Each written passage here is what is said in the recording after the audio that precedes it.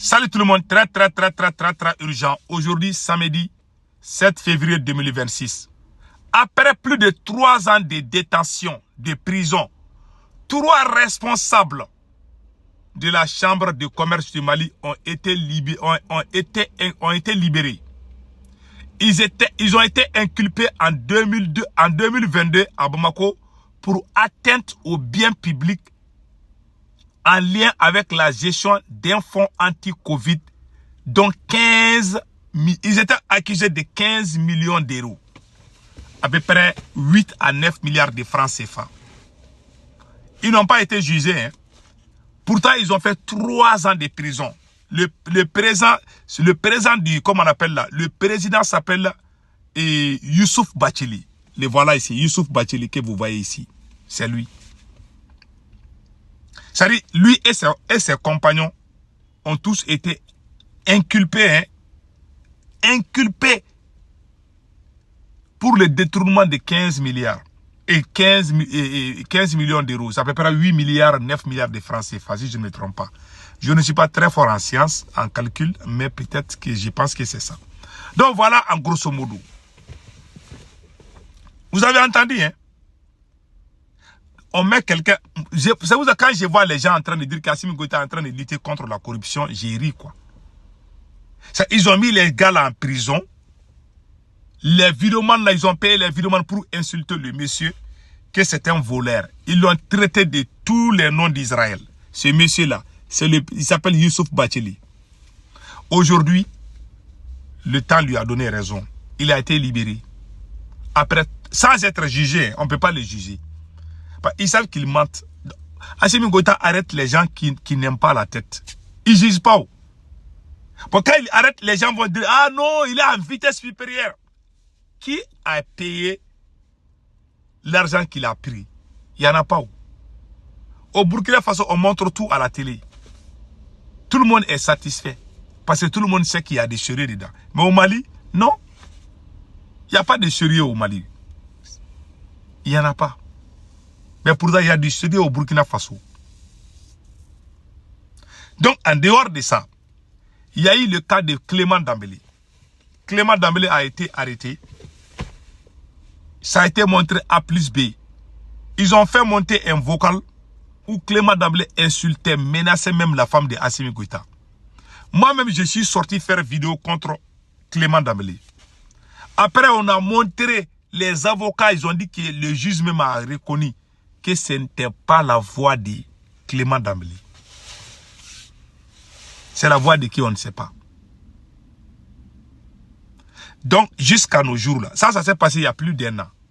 Vous avez arrêté quelqu'un de quelque chose, après vous avez vu que vous avez fait erreur. Mais vous libérez la personne, non? Ils sont en train de lui garder là-bas. Voilà les problèmes. C'est pour cela, cette guerre-là, toi tu dis que tu es en train, tu dis que tu es en train de lutter contre la corruption. C'est comme ça on lutte contre la corruption. On emprisonne les adversaires, on leur colle des mensonges, on va dire que ce sont les traîtres. Même notre camarade de lutte, la belle des cerveaux, ils ont dit que ce gars était un complice des terreaux. Qu'il était avec la France. Tout était faux. Tout est faux. Voilà le Mali. Donc maintenant, ça c'est un premier cas. Un deuxième cas, le beau-frère ou, je ne sais pas, l'ami de général Sadio Kamara, Lamine, l'ancien ministre de l'énergie. Assimi Goïta a emprisonné Lamine Traoré. 12 milliards ont été détournés pour l'achat des groupes électrogènes. Ok, ils ont arrêté Lamine Seydou Traoré pour détournement. N'est-ce pas? Après, ils l'ont libéré, ils n'ont pas jugé. C'est-à-dire, ils arrêtent les gens, après ils les libèrent. Après, ils disent qu'ils sont... C'est comme ça on lutte contre la corruption. Parce qu'ils n'ont aucune preuve. Ils partent dans l'air comme ça. Vraiment, je suis très déçu. Très déçu. Il y a un autre exemple. Ils ont arrêté, comment on appelle là, ils ont arrêté comment on appelle là, général Abbas Dambélé, général Nema Sagara. Il n'y a aucune preuve qui montre que ces gens-là voulaient faire coup d'état contre Assimi Goïta. Ça, il est en train de gérer le Mali comme son entreprise. Il est en train de gérer le Mali comme sa famille. Voilà pourquoi ce monsieur ne peut pas libérer le Mali. Il peut pas, il est arrivé à sa limite. Et regarde comment il est en train de gérer le pays. Comment le pays est géré. C'est la honte. C'est la plus grande honte. Donc, ce que moi je peux dire,